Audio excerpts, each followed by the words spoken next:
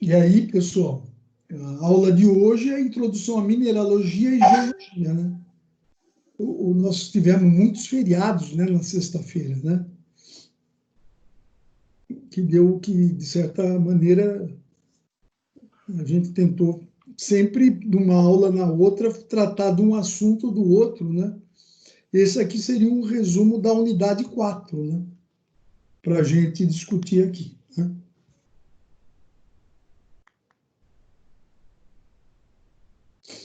Então, quais são as etapas necessárias para a formação, está gravando, né? E a acumulação de óleo e gás natural, pessoal, né?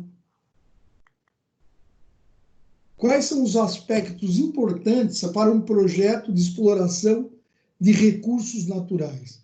Que informações, você como engenheiro tem que passar, né, informações para os investidores, né? Porque você pega uma reserva mineral, vamos dar exemplo, por exemplo, esse pré-sal, né? Vamos dar um exemplo, não é mineral, né? Mas vamos dar um exemplo vamos dar um exemplo do minério de ferro, né? Você vê toda a infraestrutura que precisa uma mineradora, né? De caminhões, de pessoas, tem uma cidade, né? Carajás tem uma cidade lá montada do lado, né? Agora imagina se após alguns anos, que seja 10 anos, terminam a avaliação feita do, da quantidade de minério que poderia ser produzida, não atenda àquele investimento inicial que foi feito, né? Como é que fica aí o engenheiro nessa situação, em conjunto com a sua equipe? Então essa informação é necessária, né? E principalmente para quem? Para os investidores, né? Então, como é que se faz esse levantamento, né, da quantidade mineral disponível e se o volume que existe, né, vai corresponder, o volume produzido, né, pelaquela região vai atender ao investimento feito, senão não é viável, né? Então, os 10 países com maior reserva de gás natural do mundo, né? Em primeiro é a Rússia, né? Certo? Primeiro é a Rússia, que inclusive fornece todo o gás natural para o aquecimento das cidades na Europa, né? Daí tem o Irã, né? O Catar, os Estados Unidos, a Arábia Saudita e aí vai. Venezuela, Nigéria e Argélia, né? E a questão de petróleo? Onde estão as maiores reservas de petróleo do mundo? Em primeiro lugar, disparado, né, é a Venezuela. Em segundo, a Arábia Saudita, Canadá, Irã, Iraque, Kuwait, Emirados Árabes Unidos, Rússia e Líbia, né? São os maiores reservas de petróleo do mundo. Aqui está, por exemplo, o Brasil estaria aqui, ó, nessa posição aqui, né? Vamos ver, 1, 2, 3, 4, 5, 6, 7, 8, 10, 11, 12, 13, 14, 15. 15º, né? O petróleo aqui, né? É pouquinho, né? Não é muito, não. Você imaginar, o Brasil tem 12,8 bilhões de barris, olha quanto tem a Venezuela, 303,2 bilhões de barris. Hein? Impressionante que com toda essa riqueza é um país pobre, né? Impressionante. Então, aí, o que acontece? Hoje é pobre, né? Eu não sei se eu falei, eu estudei com venezuelanos que vieram para o Brasil aqui, eu estudei com eles. Meu, lá era um país maravilhoso, eu cheguei para lá. Meu, lá era um país rico. O que aconteceu, eu não sei, né? O que aconteceu lá, não sei. É. E o pior que esse ciclo Fala. Muitos estudos e muitas pessoas falam que tá diminuindo, né, professor, essa questão de uso do petróleo principalmente para movimentação de veículo. Então, o que que eu acho? Quem tem petróleo, fura logo e vende, porque daqui a pouco não vai ter mais essa Ou então, procura. ou então pagar uns pesquisadores para encontrar outra maneira, né, professor, de fazer dinheiro. Com ele, né? Com o Com eles. petróleo, né? O problema do petróleo é que ele também polui muito o meio ambiente, né? É. O uso dele polui muito o ambiente, né? Então, vamos ver esse videozinho aqui da Petrobras.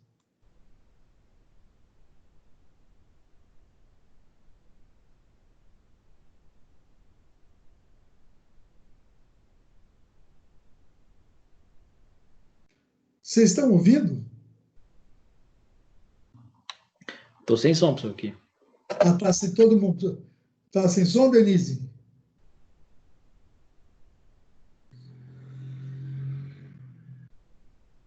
Amarildo, tá sem som?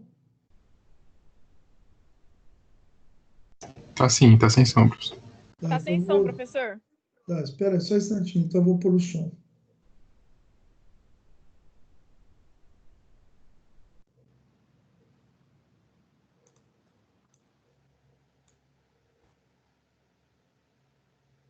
Esse foi o som aí. O petróleo é a principal fonte de energia do mundo moderno. Está presente numa série de produtos que usamos cotidianamente. Foi? Agora sim. Tá bom. Por isso, trabalhamos dia a dia para ampliar a nossa capacidade de produção. Agora, como o petróleo dá origem aos muitos produtos que usamos? O petróleo é um óleo de origem fóssil que leva milhões de anos para ser formado nas rochas sedimentares, em áreas marítimas e terrestres. No Brasil, a maior parte das reservas encontra-se nos campos marítimos, em águas profundas e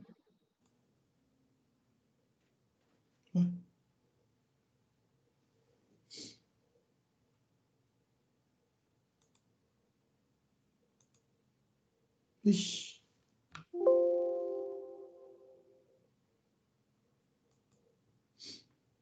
Tem algum problema aí.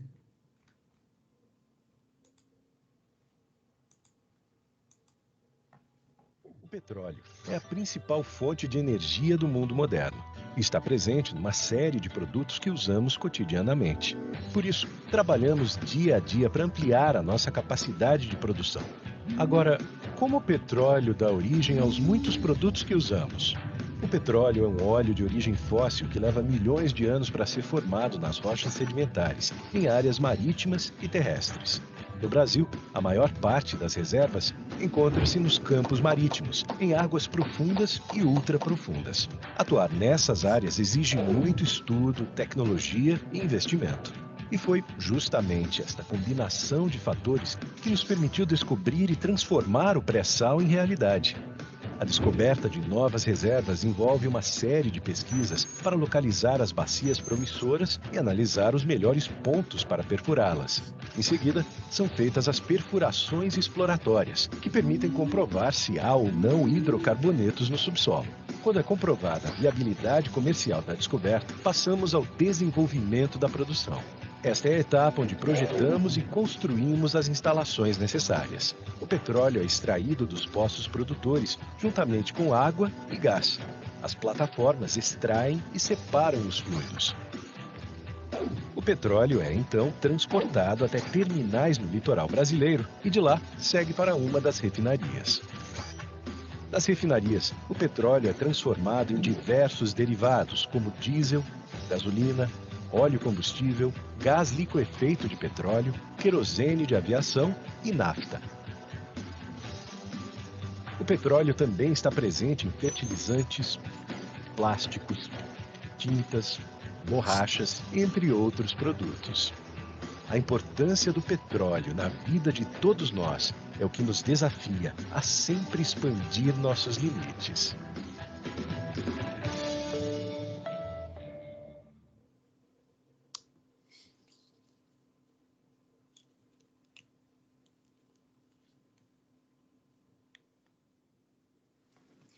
Deu para ouvir, James?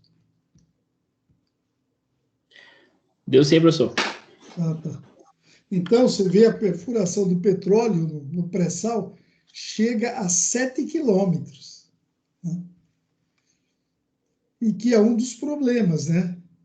Por exemplo, você vê que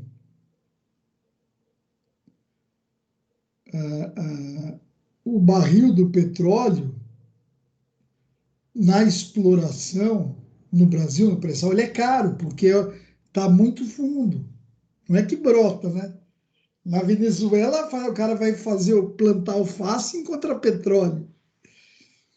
Então, é caro, uma produção cara o petróleo brasileiro.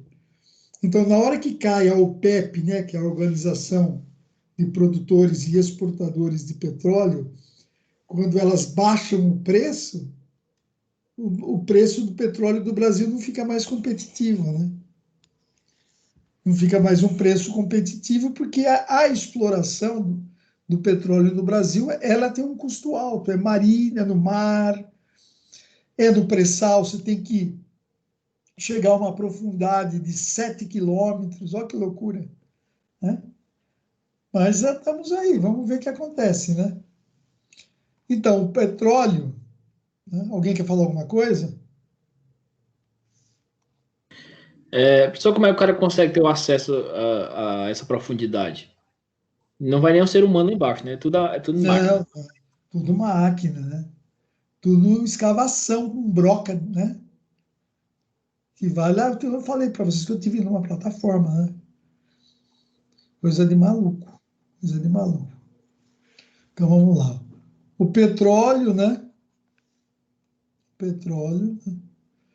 Eu fui numa plataforma, petróleo, 300 quilômetros para dentro do mar, no litoral do Espírito Santo, e ela estava trabalhando para a Petrobras. Ela não era brasileira, ela era francesa, né? Alugada pela Petrobras, pela França. É uma aventura, viu, cara? Não é fácil, não. Os caras ganham muito bem, né? Professor, e para descobrir esse petróleo, tipo, lá no fundo do mar, eles vão fazendo testes ou como é que é? Não, eles, por satélites, né? E também pela prospecção de rochas sedimentares na região, coletando, eles conseguem já ter essa orientação de que lá, né, tem uma grande probabilidade de ter o petróleo, né? Mas hoje em dia é tudo por satélites, né? Daí ele faz uma prospecção no fundo do mar coletando rochas, porque se tem determinado tipo de rocha, algumas rochas sedimentares, aí tem uma grande probabilidade, né? E no filminho ele falou isso, né? Ele falou que usa sonares, e daí eles fazem uma verificação para ver se confirma, né? Pelos estudos geológicos, pelas observações de satélites, eles já identificam que aquela região tem um grande potencial, né? Ou de petróleo ou de mineral, né? É engraçado, porque o pessoal vai lá, fura e acerta, né? Por quê? Porque já é praticamente garantido. Na hora que você faz um estudo das rochas na região, nas rochas em que o petróleo, que o óleo e o gás, eles ficam sempre absorvidos, ele já sabe que ali a chance é muito grande. Então, eles têm essa primeira estimativa. Depois, eles fazem uma direta lá, né?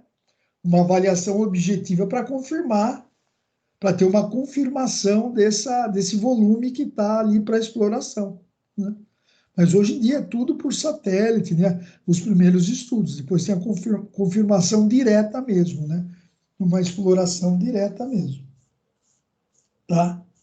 Mas o principal é conhecer, ter a informação que rochas terão petróleo e gás. Sabendo essas rochas, né, que a gente já sabe, né? Daí se tem aquela presença, aquela rocha, né? Então eles vão lá e fazem a prospecção, faz uma avaliação da reserva, né? E daí já começa, estudam, vê que é viável economicamente essa prospecção, daí começa a estudar, começa a produção. Tá? Entendi, professor, bacana. É interessante, é uma coisa bem legal. Vamos lá. Então, o petróleo... Alguém quer falar alguma coisa? Não, né? Eu peguei uma cor aqui que... o petróleo, da onde vem, como é que se forma o petróleo e o gás natural, né?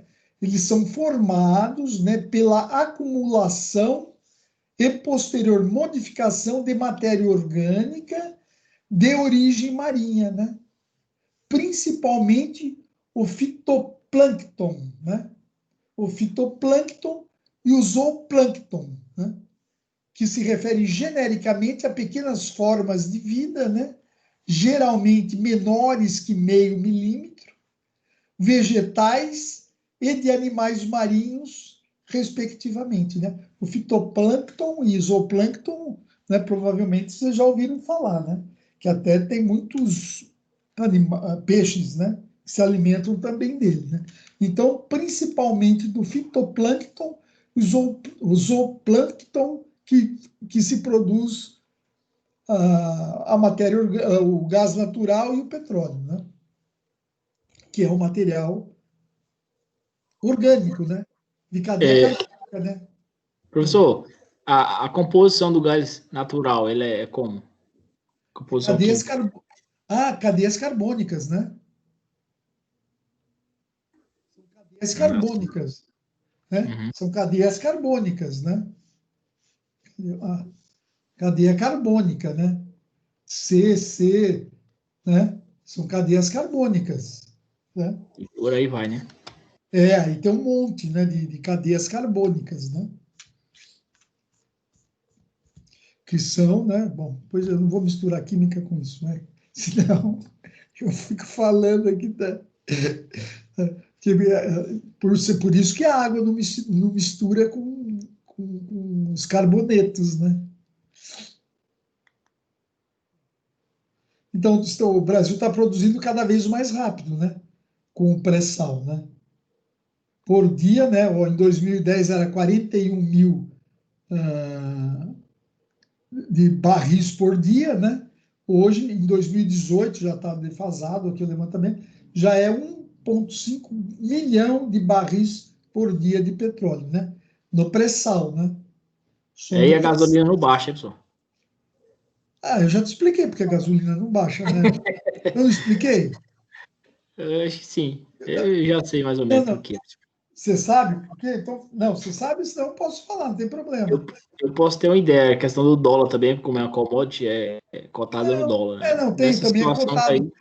Então, mas vamos supor, né, que o Brasil, ah, a produção, tudo bem, aqui a plataforma é importada, a manutenção, se bem que eu já participei de vários projetos de plataforma brasileiro, né, mas era projeto que nós compramos da Inglaterra, né, mas você tem muita manutenção ainda que é em dólar, mas tem o principal, né, que você não vê, é engraçado, eu já comentei, eu acho, que você não vê isso nos jornais, nas notícias, é porque o petróleo brasileiro, o petróleo bruto brasileiro, ele é pesado. É um petróleo Ah, sim, pesado. eu já ouvi falar que tem que contratar uma empresa, porque ele é diferente, né, o petróleo daqui do Brasil. Ele é um... Então, ele é um petróleo pesado. Nós precisaríamos ter nosso parque aqui de refinarias ser mais moderno. Então, e é um investimento altíssimo, né? Você atualizar as refinarias. Então, com esse petróleo pesado, nós não conseguimos fazer gasolina. Hum, E o que nós precisamos fazer, então, para fazer gasolina? Nós temos que importar petróleo dos árabes, importar petróleo leve. Então, você tem que comprar petróleo leve, misturar com petróleo pesado aqui no Brasil, que daí na refinaria brasileira você vai fazer uma boa gasolina. sim. Então, o problema é esse: o nosso petróleo é pesado, nós não temos tecnologia, né? As refinarias não estão tecnologicamente atualizadas, Para fazer a... Então você tem que comprar o petróleo leve lá dos árabes, que eles cobram em dólar. Então nós estamos produzindo, né? Nós estamos produzindo, né?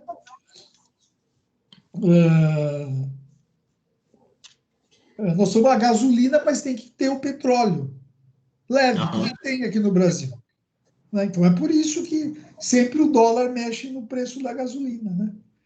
É verdade. E daí tem outras questões de impostos, né? Que daí que já é gigante.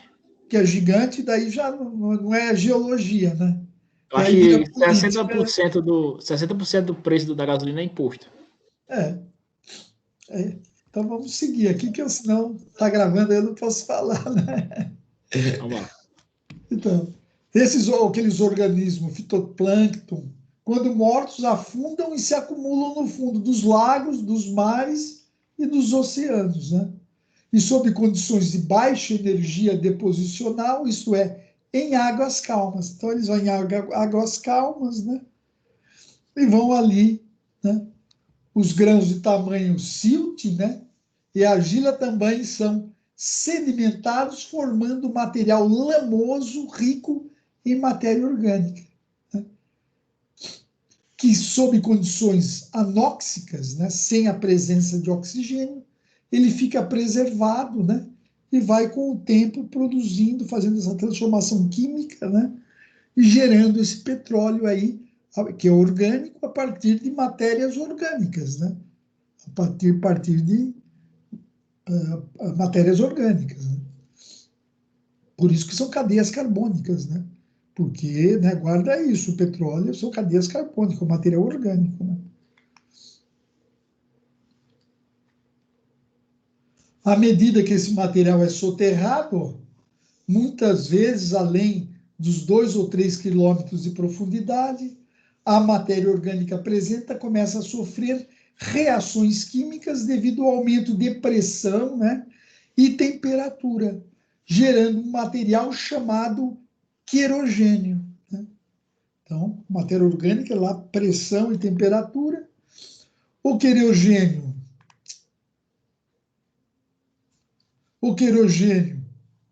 representa uma fração da matéria orgânica acumulada na rocha sedimentar, né? Então, são rochas sedimentares, ó. O querogênio ele vai e se acumula nas rochas sedimentares, que é insolúvel, né? A maioria dos solventes orgânicos e sua composição é caracterizada pela presença de algas, pólens, restos de vegetais, vitrinita e outros materiais sem estrutura, né? Então, a rocha que contém aquele tipo de material é chamada em geologia do petróleo de rocha-fonte ou rocha geradora, search rock, né? Quer dizer, se eles acham essas rochas sedimentares, né, chamadas rochas-fonte geradoras, na região, então, já existe uma consideração nessas questões de presença de petróleo, ou seja, a origem do petróleo e do gás natural. Essa rocha-fonte, né, poderá produzir tanto óleo como gás natural, fator que irá depender da natureza da matéria orgânica ou ainda do tipo desse querogênio que é formado das matérias orgânicas sob pressão e temperatura altíssima, a mais de 2, 3 quilômetros, né, no subsolo, né? Então, daí nós temos os tipos de querogênios, ó, tipo 1 e o 2, são mais propensos a gerarem óleo e gás, né? Óleo e gás, só que o gás em menor proporção. E o querogênio tipo 3, né? Isso nós vimos 1 e 2. O 3 gera fundamentalmente apenas gás natural. Então, já começam a classificar.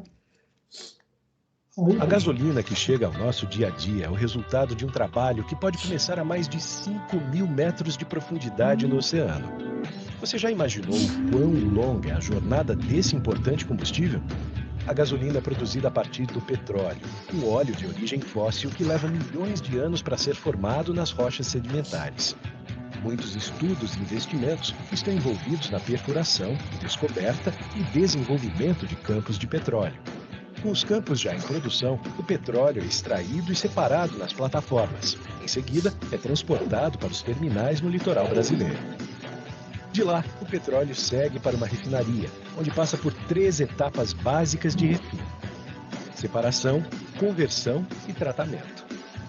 Na separação, o petróleo é aquecido em altas temperaturas até evaporar. Esse vapor volta ao estado líquido conforme resfria em diferentes níveis dentro da torre de destilação.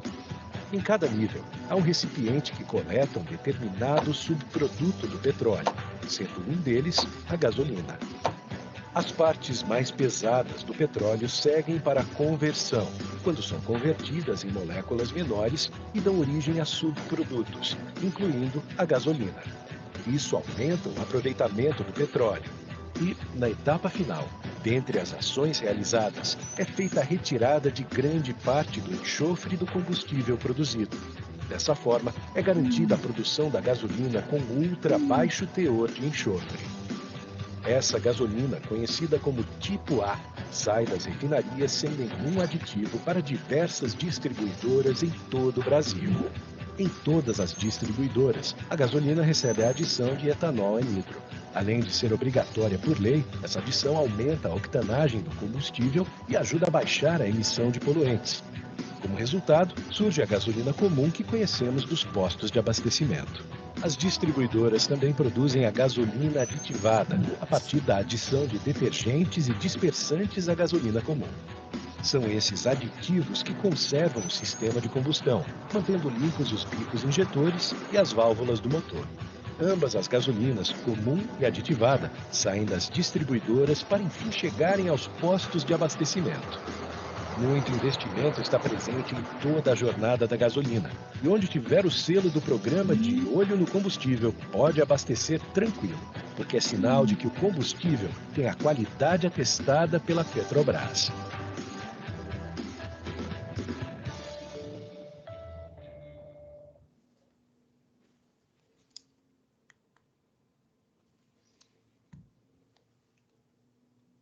Né?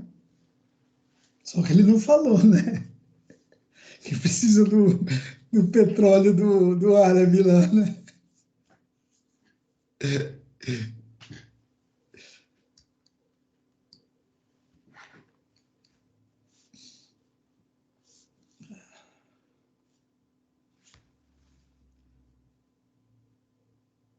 Então, aqui ele está falando, né?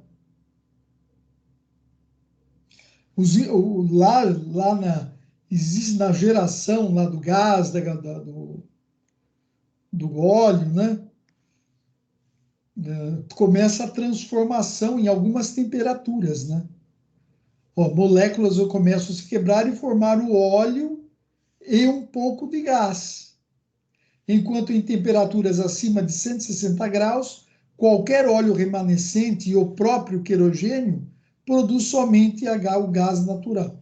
E acima de 250 graus, toda a matéria orgânica é transformada em grafita. Louco, né? Então tem aqui, ó, a representação das janelas de geração de óleo, né? Que é a profundidade, né? Temperatura, né? Aqui é no solo, né? No solo, né? Então você tem aqui, ó, tem nessa temperatura, se você tem essa temperatura interna da Terra, ali tem uma janela de gás natural. Né? Aqui, ó, as equações aqui, ó, as fórmulas químicas aqui, ó, James, que você falou. Ó. É tudo aqui, a CH, né? Carbono pega 4 hidrogênios, assim por diante. Todos apolares, hein? Todos apolares. A água é polar, né? Por isso que a água não mistura com o óleo, pessoal. Porque a água é polar e o óleo é apolar. E aí você, ó, tem uma hora que no mesmo local, né, dependendo da profundidade, ó, dependendo da temperatura que está o solo, você está produzindo gás, mais para cima você volta a produzir óleo e assim por diante, né?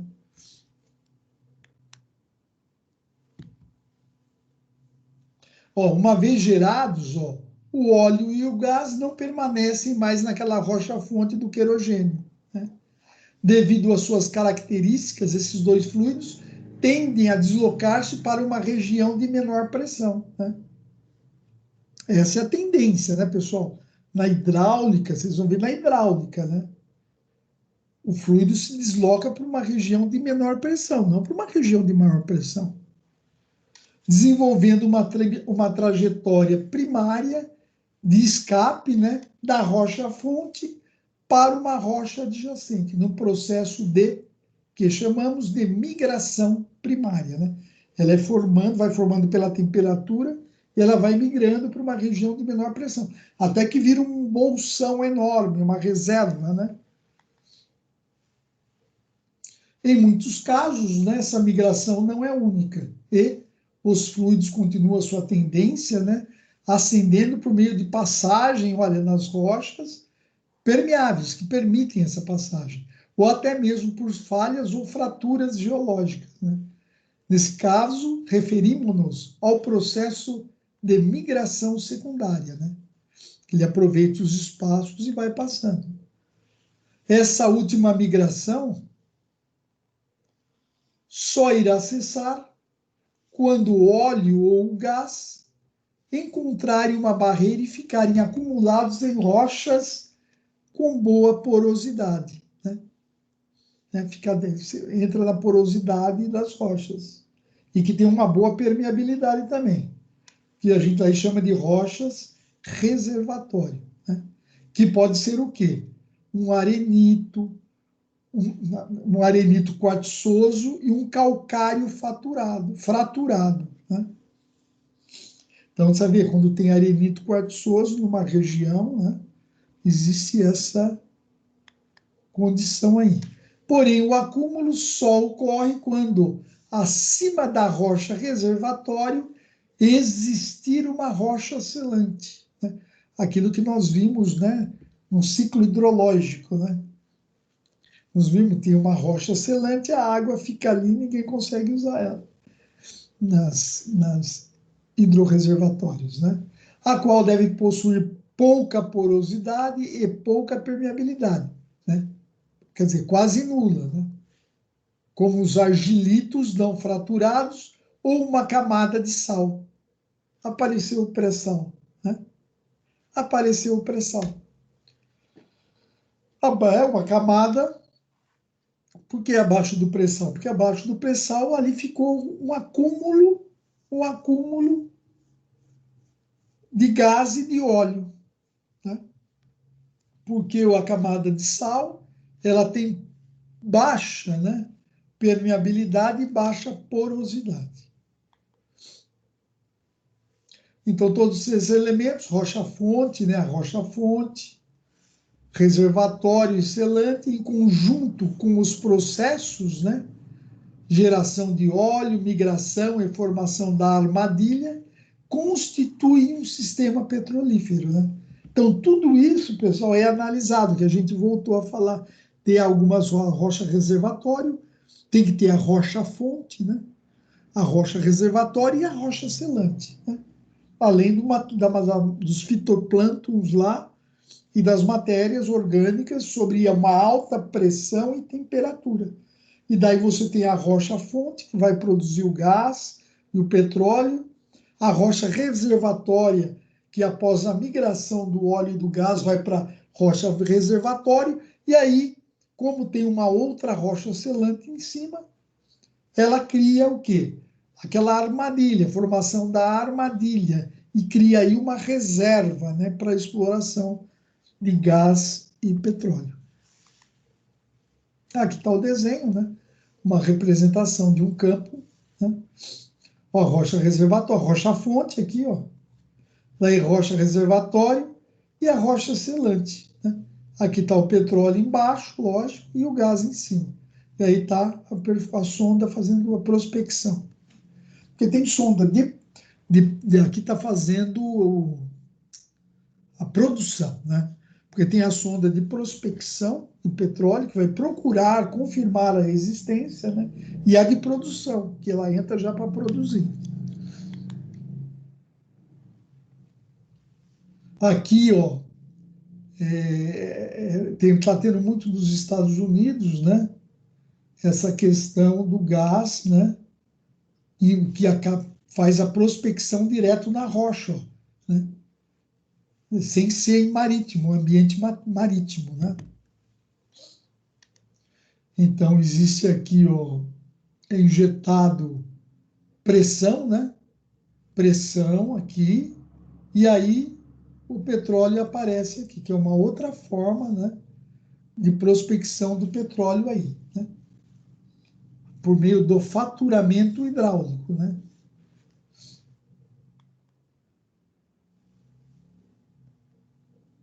Aqui, ó, aqui é o geotermal, pessoal, né? Geotermal existe, mas é muito raro, né? O que a gente pode falar de geotermal aqui? Lá em Goiás, não tem uns lugares lá que tem água quente? Né? Não tem termas de não sei o que lá. Lá é o magma aquecendo a água. Né? É o geotermal. Né? Lá você tem um aquecimento da água na natureza pela ação da nossa temperatura no nosso subsolo. Né? E aqui tem um exemplo, o sistema simplificado de geração de energia devido à existência de um geotermal. O magma aquece, né? Água subterrânea aquecida, né? Daí eles captam essa água em forma de vapor, né? E esse vapor aqui movimenta a turbina, gerando a eletricidade. É raro, existe, mas é muito raro.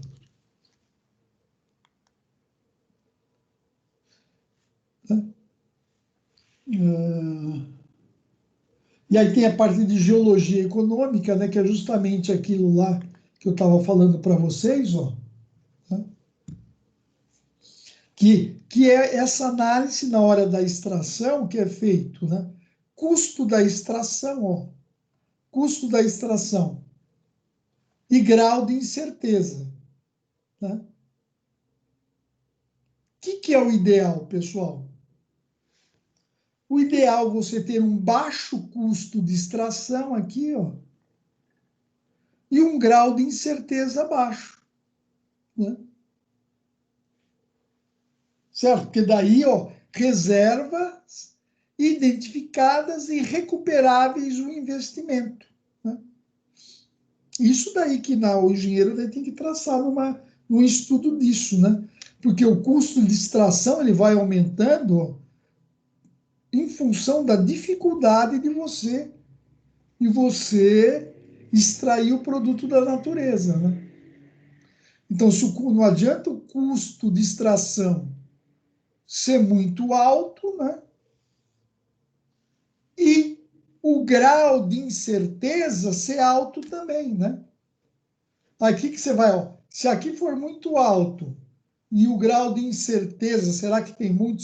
Você fica na dúvida, aqui que você vai chegar aqui, ó. Potencialmente não recuperável o teu investimento. Então, você tem que sempre ficar aqui, ó, numa região que daí, na hora que cruzar o investimento necessário para a produção do recurso mineral, da mineração, né, para o beneficiamento, tem que ter um custo adequado com o grau de incerteza. Né? O grau de incerteza está aqui, ó. Aqui. Mas também o custo de extração tem que ser baixo, porque se der errado, até, né? Acho que pode falar, até foi o problema daquele Ike Batista, né? Sabiam que foi esse o problema do Ike Batista? Ele tinha acreditava-se que ele tinha, que ele pegou, né, para extração, né,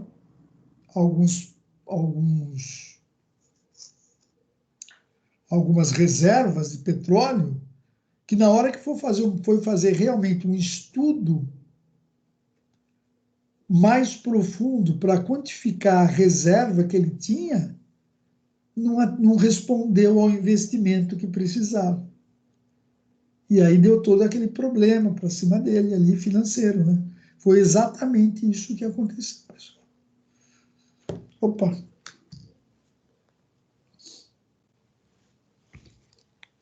Aqui. Vamos ver aqui, por exemplo,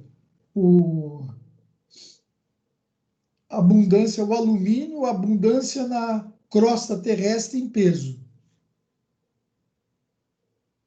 Fator de concentração, 3 e 4. Né? Já é uma coisa interessante, né? Agora, você vê o ouro, ó, abundância na porcentagem que existe na crosta terrestre. Olha o fator de concentração. Quer dizer, uma coisa muito difícil de achar mesmo, né? O alumínio, ele aparece muito na crosta terrestre já. E o ferro também, né? Em boa quantidade, né? E assim por diante. Aí tem os vários minerais, né? Urânio.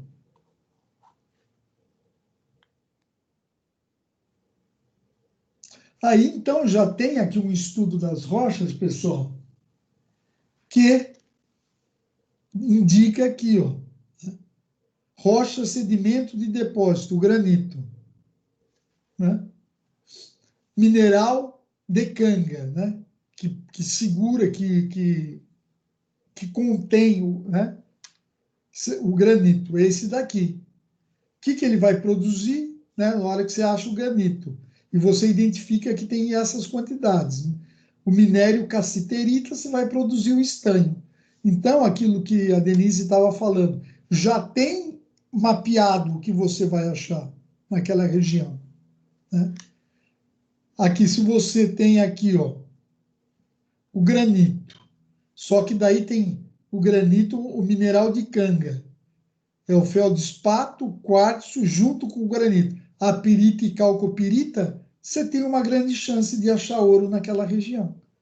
Por isso que em alguns lugares, vocês falam, tem muita gente aí, aí no interior da Bahia, no Amazonas, procurando ouro, porque tem esse sedimento e um mineral de canga, né? Então, existe uma possibilidade grande de ter ouro. Então, a pessoa fica procurando, né, o ouro lá. No aluvião também, que vocês lembram que é o aluvião, é o transporte das rochas pela água, né? Por isso que muitas vezes você vê o cara na água lá, né? Em rios, né? Muito em filme também, né? Mas também tem muito lugar assim também no Brasil. O cara fica com uma peneirinha olhando o quê? Ele fica vendo se tem esse mineral de canga. E daí se tem, ele separa, então tem uma possibilidade de ter ouro. Né? E assim vai todos também.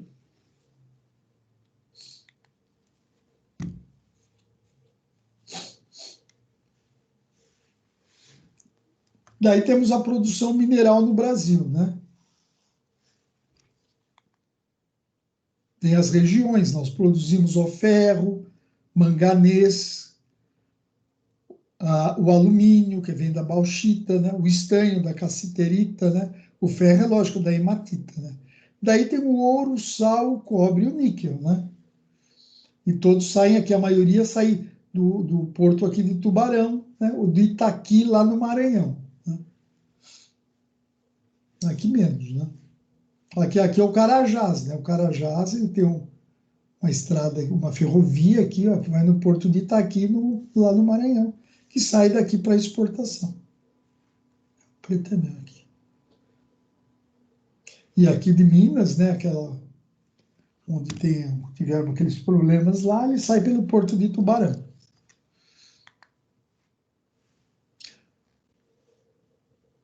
E para que a produção mineral no Brasil, ó, é para atendimento das necessidades internas do seu parque industrial, né? E a geração de excedentes, pessoal, vai para a exportação. No Brasil, cerca de 1.400 empresas participam da atividade extrativa mineral, né? E o Brasil produz 80 substâncias minerais, né?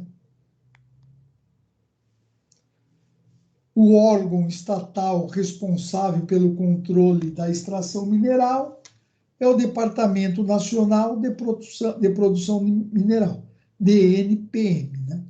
Todo subsolo brasileiro só poderá ser explorado mediante autorização expressa no Departamento Nacional de Produção Mineral. Na Constituição de 88, ficou decidido que a exploração mineral só poderá ser realizada por brasileiros ou empresas brasileiras de capital nacional. Em 95, o FHC eliminou essa restrição, né, ao capital estrangeiro. Então, hoje pode também.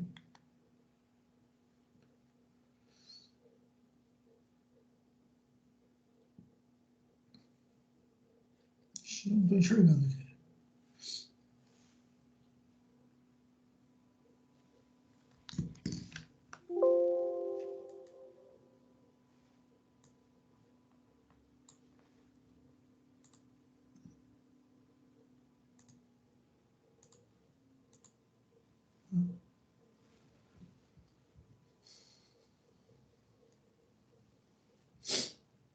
Então, daí, ó, tem uma composição, né, uma compensação financeira pela exploração, né?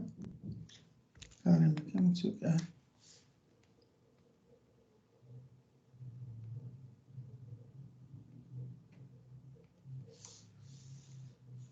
Que é o CEFEM, uma contraprestação, né, pela utilização econômica que é o imposto, né, para quem está recolhendo, né? Então, esse CEFEM é devida por toda qualquer pessoa física ou jurídica que explore substâncias minerais com fins de aproveitamento econômico, né? Exceto daquela lavra garimpeira, né? Aquela pessoa que fica lá no rio, né? Que é isenta, né? Calculada sobre o valor do faturamento líquido obtido por ocasião da venda do produto mineral, na hora que vende, né? Nas seguintes alíquotas, ó. 3% para minério de alumínio, manganês, algema e potássio, é a alíquota do imposto. 2% para ferro, fertilizante, carvão e demais substâncias. 0,2% para pedras preciosas, pedras coradas lapidáveis, carbonatos e metais nobres, e a alíquota de 1% para o ouro, né? Então, você vê que tudo que se explora tem que recolher o imposto ali, né? E os recursos do CEFEM são distribuídos da seguinte forma: 12% vai para a União, né? Que é o departamento, vai uma parte para o Departamento, né, de Prospecção Nacional de Prospecção, para o IBAMA e para o MCT, Ministério da Ciência e Tecnologia. 23% para o Estado, onde foi extraído, e 65% para o município produtor. Então, as principais escassez e importações do Brasil, ó. A gente importa cobre, carvão mineral, molibdênio, zinco, enxofre e potássio. Né? Principais explorações e exportações: ferro, manganês, bauxita, nióbio e estanho. E quais são os principais estados produtores? Minas Gerais. Oi? Mostrou aí que o enxofre ele não tem no Brasil, né? Pelo menos de quantidade desejável. Para o consumo interno, ele precisa importar. No processo da gasolina, do petróleo, que retira aquele enxofre, ele é reutilizado ou é dispensado? Como é que funciona? Não, é reutilizado. Tá, mas não é o bastante. Não é o suficiente, né? É muito pouco, tá? É muito pouco. Ó, Minas Gerais responde por 53,9% das nossas mineradoras. O Pará, né, por Carajás 24,6, Goiás 5,8, São Paulo 2,7, Bahia 2,2 e Sergipe 1,5. Você vê que Minas é bastante, né? É mais da metade, né?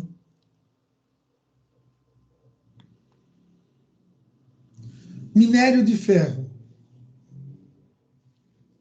O Brasil, né? O Brasil é a quinta reserva de minério de ferro do mundo. As primeiras são China, né? Primeira China, Ucrânia, Rússia e Austrália. Né? Segunda produção mundial, né? Com 17% do mercado, né? A produção, né? Aqui é a reserva, tá? Para vocês entenderam isso, né?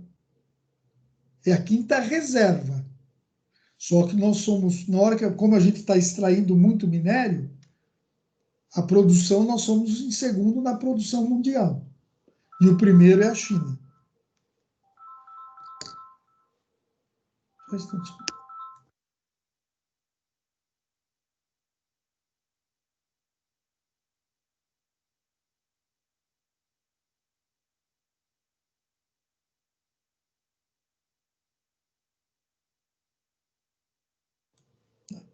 Aí, ó.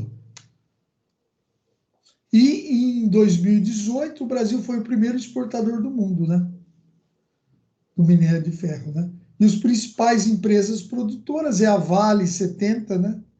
E 9%, CSN 7,4% e Anglo-Americana 3%. Né?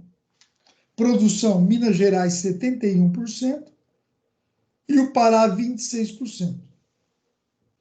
A partir de 2004, a China superaqueceu o mercado, né? E os preços, né? Ela começou a comprar muito. As principais exportações, né? O minério de ferro do Brasil, né? O Brasil exporta para a China, para o Japão, para a Alemanha e para a Coreia do Sul. Bauxita. O que é a bauxita? Bauxita é o alumínio. Né? É o minério do alumínio. Né? O Brasil é a terceira reserva mundial, primeiro Guiné e segundo Austrália. Terceira produção mundial, com 13% do mercado. E a produção no Pará é de 85%, vai vir Minas com 15%. Né? MRN no Pará e CBA, né? Companhia Brasileira de Alumínio, que é da Votorantim, né? Em Minas Gerais. Daí o manganês, né? O Brasil é a sexta reserva mundial, 11% do total. Temos reserva em Minas, Pará e Mato Grosso do Sul. E 95% já é produzido pela Vale do Manganês, né? Atualmente, a produção concentra-se em Carajás e no quadrilátero ferrífero. É que é em Minas, né? Um quadrilátero, né? E daí nós vemos o nióbio, né? Que é o nióbio. É um material raro, né?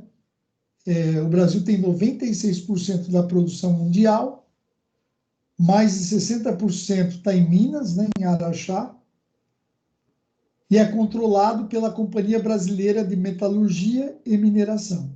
Né? E as exportações são para a Holanda, China, Japão e Estados Unidos. Esse é aquele do homem lá, né? Esse é o mineral, né, de minério do homem lá. Certo, James?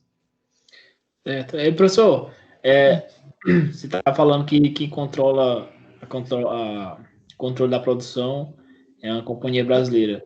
É estatal a exploração? Não é estatal, não. É empresa privada. É empresa privada, mas cheio de Político. cheio daquela fundo de pensão, de não sei o que, fundo, entendeu? Dinheiro público. Não quero falar, estou gravando, né? E aí tem o estanho, né?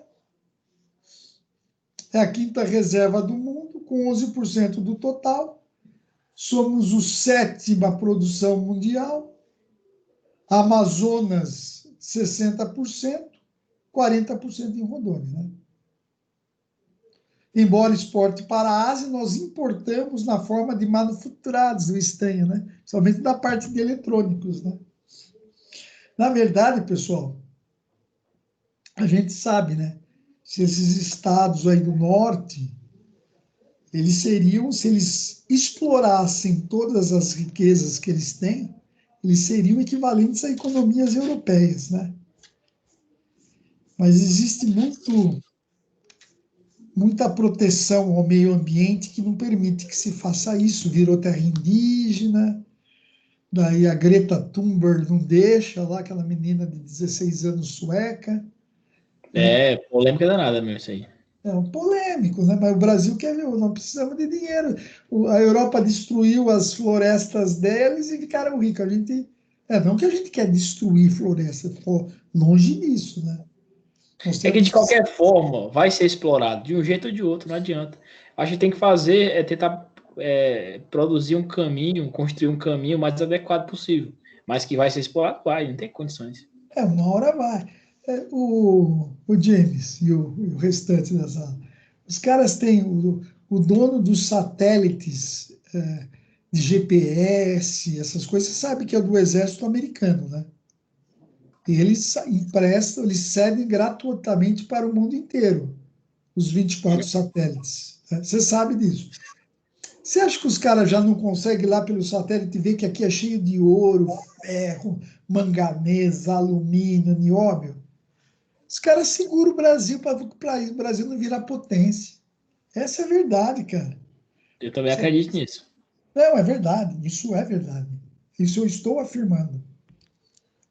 E daí nós entramos no nosso último item, né? Que é o ouro, que nós temos 4,5% da reserva do mundo, e somos a 11ª produção mundial. Né? E ainda assim produzimos 54 toneladas por ano, né? De ouro. Rapaz, é ouro demais, hein? Só que não fica no Brasil, né? 48% das reservas em Minas e 40% no Pará. Pessoal, por hoje é só. Alguém quer falar alguma coisa? Tenham um bom final de semana, fiquem com Deus, descansem, né? E estamos junto aí, Então aí, nas pessoal. nossas próximas aulas aí, pessoal. Então, vou encerrar a gravação e continuo aqui, tá bom? Tá bom. Deixa eu ver o que aconteceu aqui. Parar a gravação.